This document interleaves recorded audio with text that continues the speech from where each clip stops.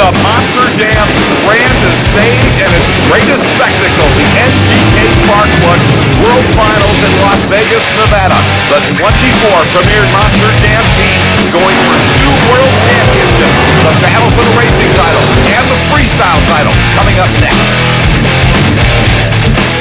Who's ready for Monster Jam? Hold on, baby!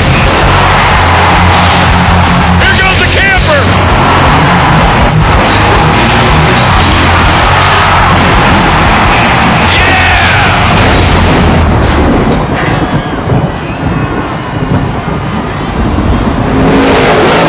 Boyd Stadium in Las Vegas has seen some great racing action as we have whittled the 24 best trucks in the world down to the final 2. No surprise on the left. Maximum Destruction for an 8th World Championship. But upstart Alex Blackwell has captain's curse in the championship race for the first time. He'll have to beat Tom Meents if young Alex Blackwell is going to get that first championship here in 2009. And they lead the starting line and they come through Thunder Alley off the chicane. They are dead even. Blackwell is going for it, and over he goes. Look out. Captain's curse goes into the safety hold area. Those seats obviously held just for that purpose. Everything okay. Blackwell is okay. And the championship is going to go for the 8th time to Tom Meents, who wins it all in Maximum Destruction. Let's get over and catch up with Tom. 8th World Championship. Congratulations. Woo! Man. I got to thank Brandon Lambert, Mark Cole. Them 2 guys right there, they dedicated to this win. They busted their tails. It was really up to them 2 guys right there. Man, they're working right now. So crazy. Woo! The new World Racing Champion, Tom Meents, Maximum Destruction. Now Tom and the 23 other drivers in this field will get ready for freestyle. Chris Bergeron draws the #1 spot. He'll bring Brutus out, and you would think with 24 drivers, it would pretty much be impossible to win the World Championship in the #1 spot. I don't know if it's that much tougher than anywhere else. Last year we saw Chad Tingler open just like this, big, in the Monster Mutt Dalmatian. He ended up finishing 3rd behind eventual World Freestyle Champion Adam Anderson and Taz and Don Cretan on the Scarlet Bandit. So, Chris Bergeron knows if he can put up a big performance, the judges here are tougher than they will be anywhere else. They will make whoever wins the title earn it, and he's got just as good a chance as anybody. You can see, he's coming out and going big. If nothing else, Bergeron obviously intends to set the bar high.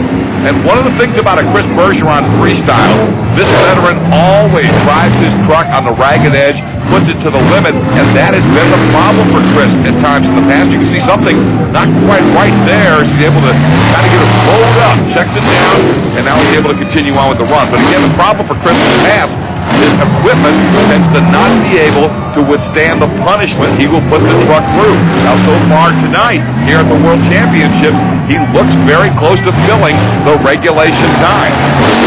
And you've just got to fill the time in Las Vegas. You will not win the World Championship if you cannot fill your time and get it into bonus. It's just not going to happen. The judges deduct way too much if you stop your run before the end of the regulation time. And indeed, Chris Bergeron fills that regulation time, and he will now be able to take it into bonus.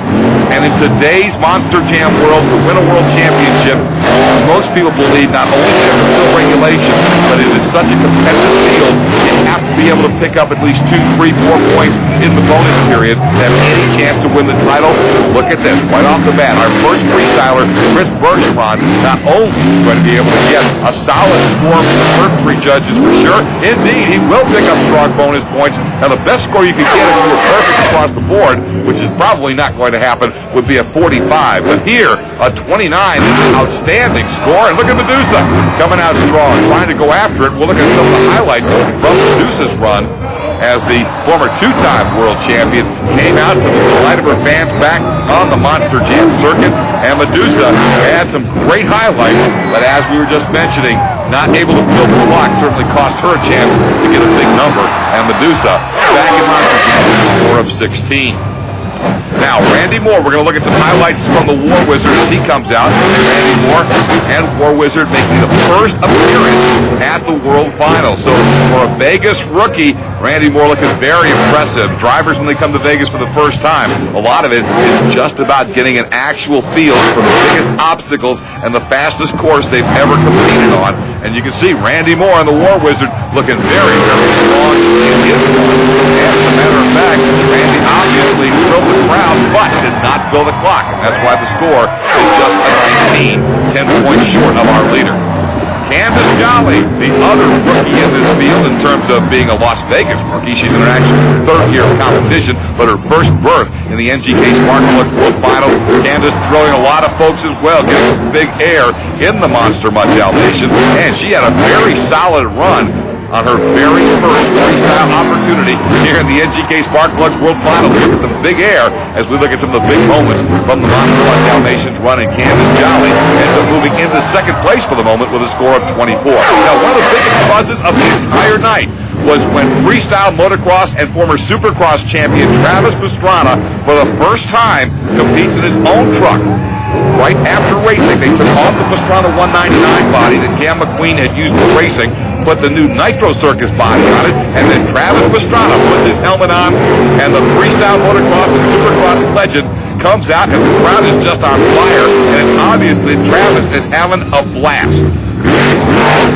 Look at the big air from Travis Pastrana, and again, it takes a very special talent to be able to come out here, never having competed in Monster Jam before. Pastrana is such a world-class motorsports athlete. He is up to the challenge and is thrilling the fans in the brand new Nitro Circus truck. Down to 40 seconds.